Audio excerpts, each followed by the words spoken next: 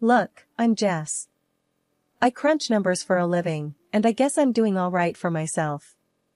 I've got this kid, Alex, a real bright spark, keeps asking questions about everything under the sun.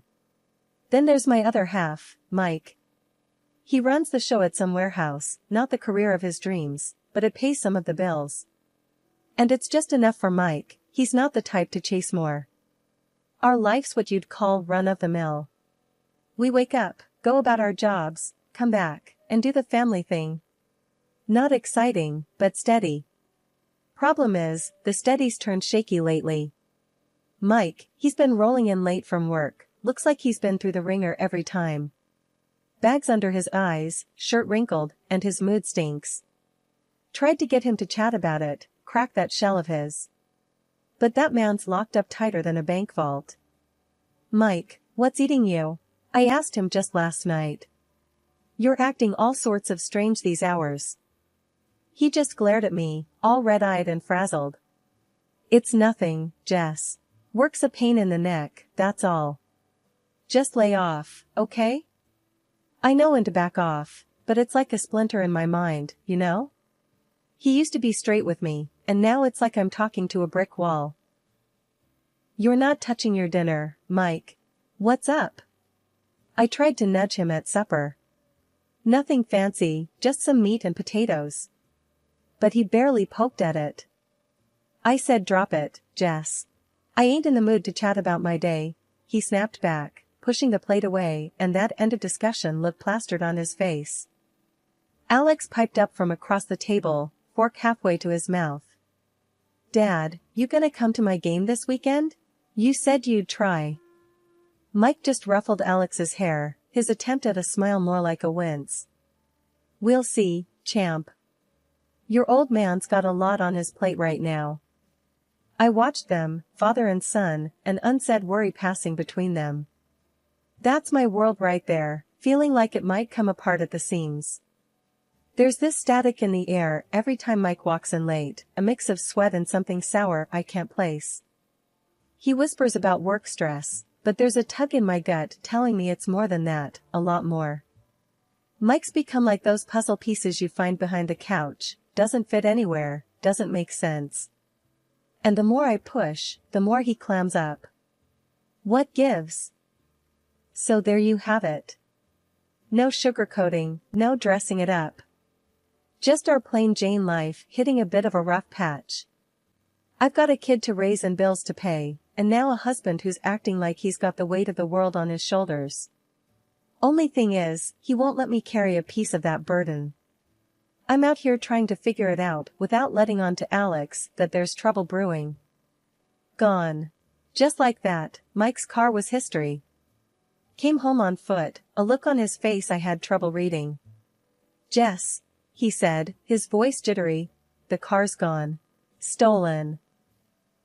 So, call the cops, Mike. My brother can sniff this out. Easy, I said. But he was shaking his head before I even finished the sentence.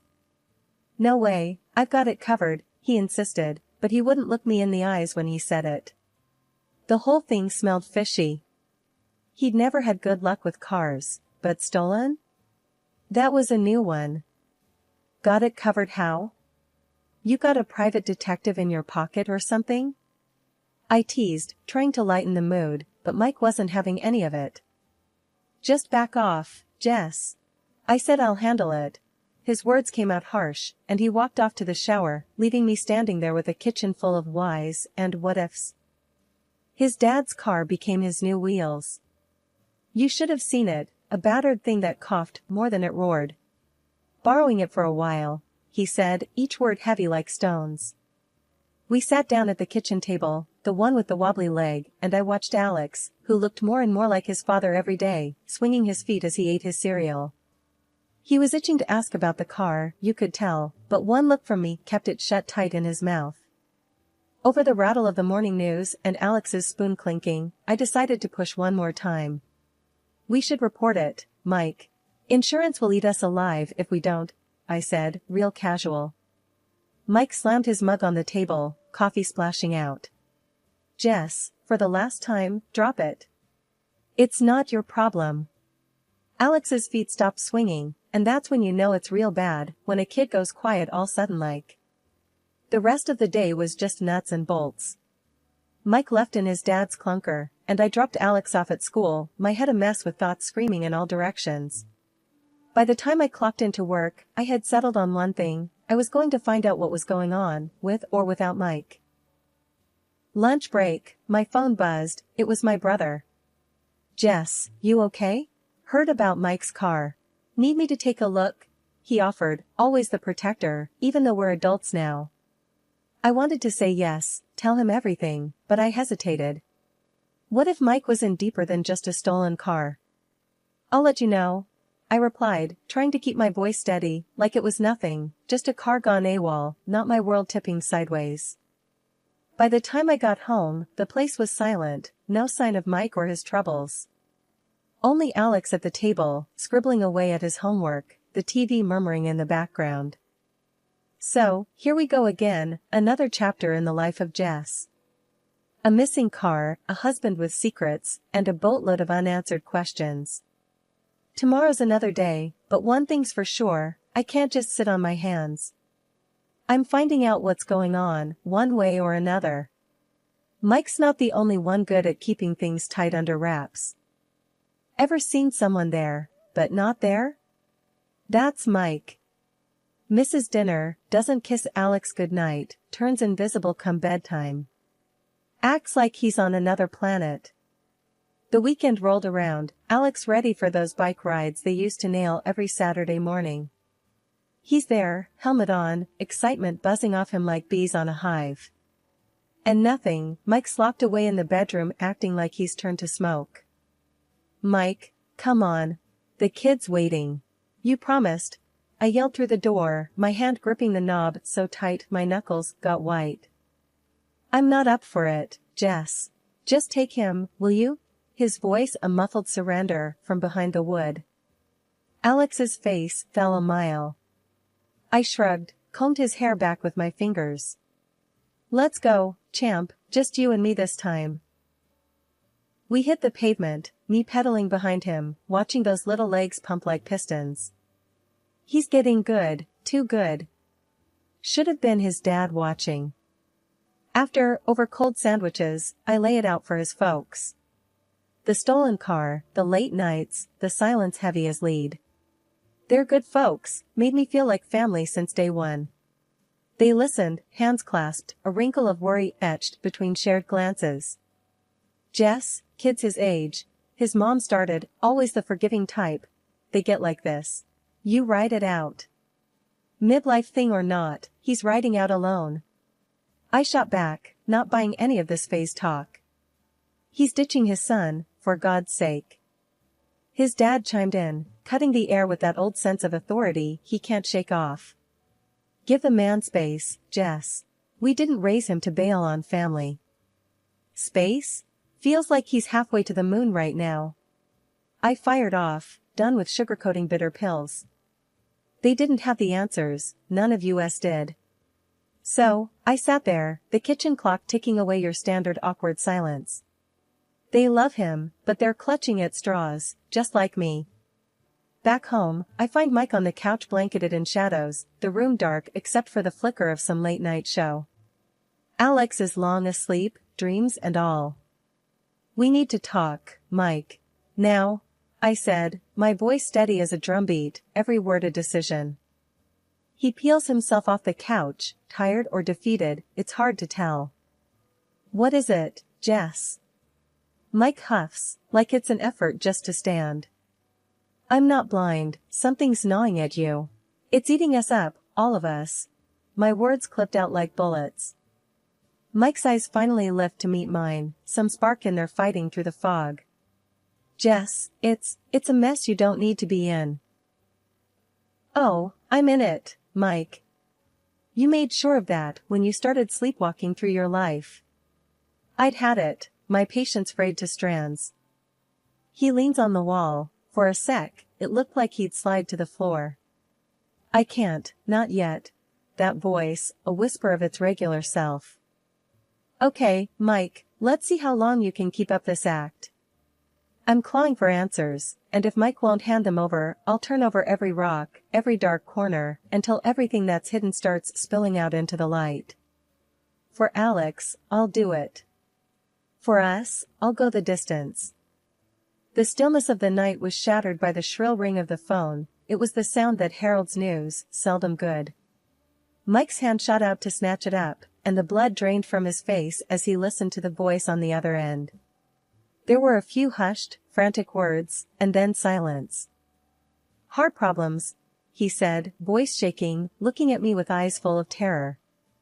"Dad's been taken to the hospital." Before I could even process the information, Mike was already dressed and darting for the door, his father's old car keys in hand. "Wait! I'll come with you!" I cried out, but he was gone. The door slammed behind him, and the sound echoed through the empty house like a grim reminder that I was now alone with my thoughts and the daunting tick-tock of the wall clock. Hours passed, each minute stretching longer than the last, anxiety my only companion. Doubt began to gnaw at me as I watched the moon trace its path across the sky. Against all instincts that screamed at me to stay put, I picked up the phone and dialed my mother-in-law. "Is everything okay with Dad?" I breathed into the phone when she picked up. There was a pause, a flicker of confusion in her voice. "What are you talking about, dear?" "He's right here, watching the late show with me." The room spun. "Mike, he told me there were heart problems, that Dad was taken to the hospital." "Oh, honey," she said, her voice laced with worry and something else, something akin to disbelief. "There's no hospital. There's no heart issues. Mike never said a word to us about going anywhere tonight." Bile rose in my throat. The betrayal stung like a slap in the face. My husband, the man who was supposed to be my partner in all things life threw at us, had lied straight to my face. "Mike left in a panic. Said it was urgent," I managed to say, my own voice sounding distant and foreign. "If he's not with you, then where?" "We'll figure this out," she cut in, her tone attempting reassurance that couldn't reach me. "You just stay there with Alex. We'll sort it all out." After I hung up, the silence of the house screamed louder than the ring of the phone ever did. The trust we had, the foundation we built our family on, felt like it had crumbled in an instant. Where was he, and why lie? The questions blazed in my mind, turning over and over without answers. The phone felt heavy in my hand as Ron's voice finally pierced through the static uncertainty. "Jess? What's this late call about?" Taking a breath to steady myself, I dove in. "Ron, Mike mentioned something about you, about a hospital. Is everything all right?" Silence enveloped the line for a brief moment before Ron replied. "Hospital? No, nothing like that. I'm fine, Jess." Why would Mike say that? A knot tightened in my gut, and I knew something wasn't right. "He said you had heart trouble. He took your car." "I'm worried, Ron." "All right, I can track where my car's gone off to," he offered after a pause. "Give me a moment." We hung up, and the ensuing wait filled the room like a thick fog. Alex's sleepy voice broke the silence with a question. "Is Grandpa okay?" I smiled reassuringly. "We'll know soon." True to his word, half an hour later, Ron's voice relayed through the phone. "The car's at the city hospital." A silent alarm went off in my head. "Thanks, Ron. We're going to check on this," I said, the last words shadowed by a chilling premonition. Grabbing our coats, I quickly dressed Alex. We shared no words on the matter, the gravity of our mission spoke loud enough. Together, we left the warmth of our home for the cool ambiguity of the night. The city's roads lay mostly empty as we made our way to the hospital, the silence in the car a stark contrast to the clamor of thoughts ricocheting in my mind. When we arrived in the parking lot, I found Ron's car, abandoned under the eerie glow of streetlights. "Do we go inside, Mommy?" Alex inquired, his innocence a striking contrast to the complexity of our situation. I took a deep breath, weighing the options. My instinct urged me to surge forward, to confront the mystery head-on, but caution whispered its words of prudence. The pieces didn't add up, and whatever awaited inside might be something I needed to face without Alex by my side. We'll approach this together, but carefully, Alex. We'll go in, but we have to be prepared for whatever we might find. He nodded, his small hand finding mine, a gesture of silent solidarity. I took Alex by the hand, making sure he stayed close. Remember, stay with me no matter what, I said to him as we walked towards the hospital entrance. The automatic doors slid open with a whoosh, and the sterile smell of the place hit my nose. You could never forget that hospital smell. We navigated through the corridors, my eyes scanning, looking for Mike. And then I saw him, just outside one of the rooms. He wasn't alone. I saw the woman first. Her arms cradling a newborn, looking tired and familiar. Mike looked like he had seen a ghost, his face drained of color the moment our eyes met. "What the hell, Mike?"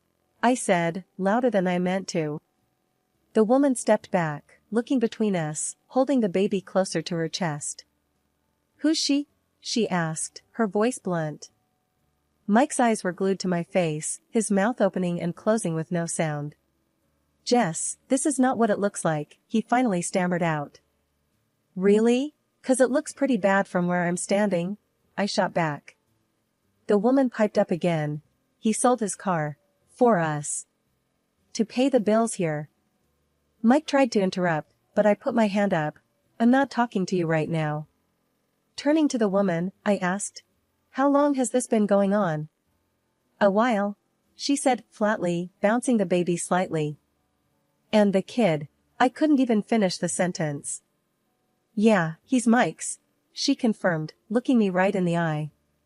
I felt like I got punched in the gut. My head was spinning, and I could barely register Alex's hand squeezing mine. "Mommy, is the baby sick?" Alex's small voice brought me back to reality. "No, honey, the baby's fine," I said automatically, still trying to wrap my head around the mess. Mike finally found his voice. "Jess, please, let's talk about this." "Talk?" I almost laughed, but it came out like a bark. "You got a whole secret life here, and you want to talk? You should have talked before it got to this." Mike looked down, and I could see he was shaken, but right now I didn't care. "Jess, I can explain." "Save it, Mike. We're done here," I said, cutting him off. I grabbed Alex's hand and turned to leave.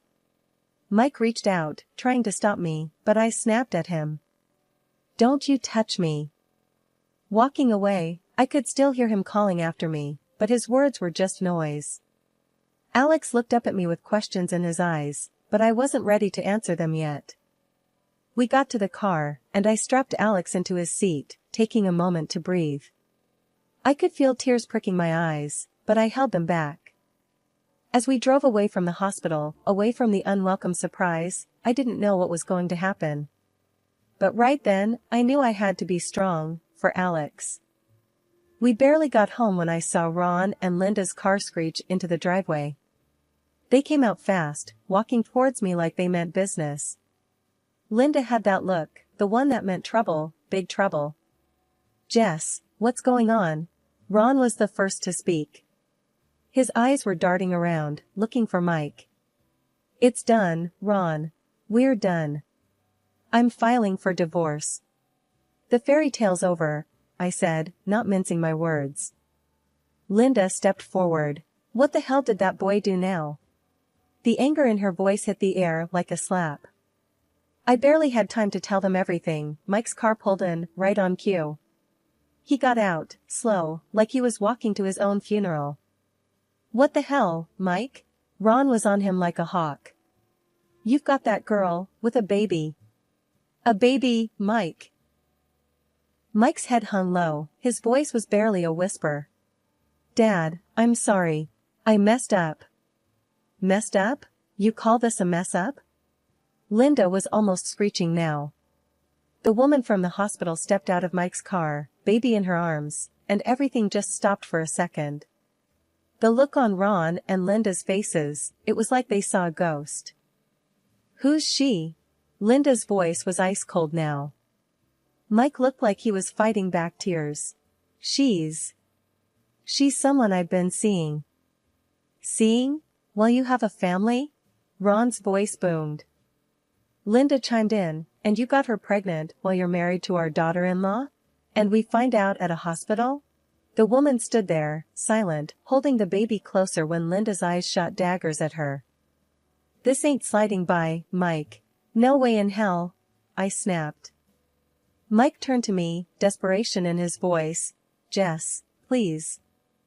Save it, I cut him off. Linda stepped forward. You're going to support this child. You're not walking away from this. But believe me, you're gonna pay for breaking our daughter-in-law's heart.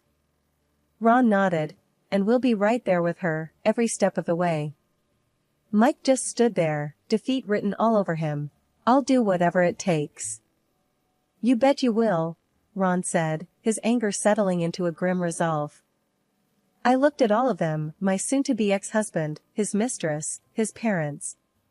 My lawyer. Tomorrow. I want this settled. Fast.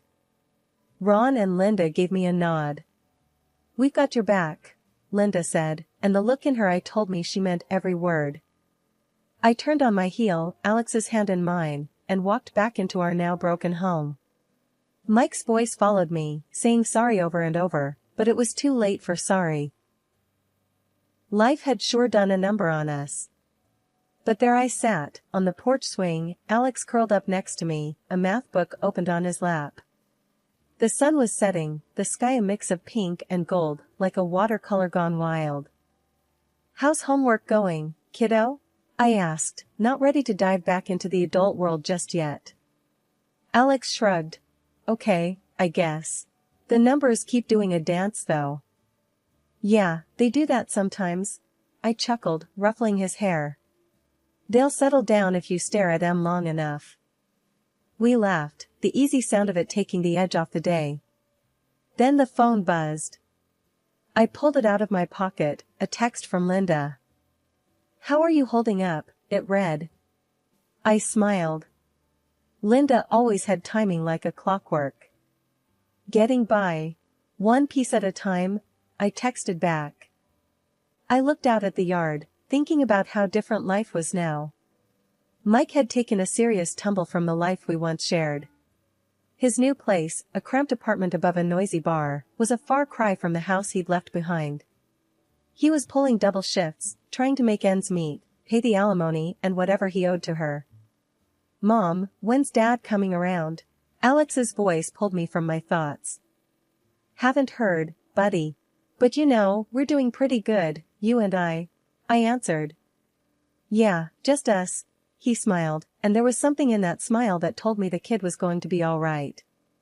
Then the other phone rang, the landline. Old school. It jarred the quiet of the evening. Alex jumped up to grab it. I got it, Mom. Careful there, Speedy. I called after him. I heard his little feet pound the hallway. The sound of his laughter as he chatted with whoever was on the other end warmed the space. He was a resilient little man. I took a deep breath. Mom, it's for you, he called out, his voice echoing. I picked up where he left off. Hello? Jess, it's me. Mike's voice was low, almost guilty. What can I do for you, Mike? My voice was colder than I intended. Are you both okay? His voice sounded like it carried the weight of the world. We're managing, Mike. Alex is doing great. There was silence, a long one, then a defeated sigh. That's good. That's good to hear. Mike, look, we're picking up the pieces here. You should be doing the same, I said, more firmly this time. I am, Jess. Or at least, I'm trying. Another pause. He was always heavy with the pauses. Goodbye, Mike. The click of the phone felt like the end of an era. It kinda was. I walked back onto the porch, the creak of the swing welcoming me back. Alex looked up, his eyes were curious. Life was indeed very different now. Just Alex and me, with Grandma and Grandpa popping in enough to keep us smothered in love and bad jokes. The house was quieter, but it was still full of us, our life, our laughter, our love. The days ahead would still have their challenges. Divorce papers don't wipe away the messiness of life, and co-parenting was a road we were still figuring out how to navigate. But that evening, as the sky turned from pink to a deep blue, a sense of peace settled over the house.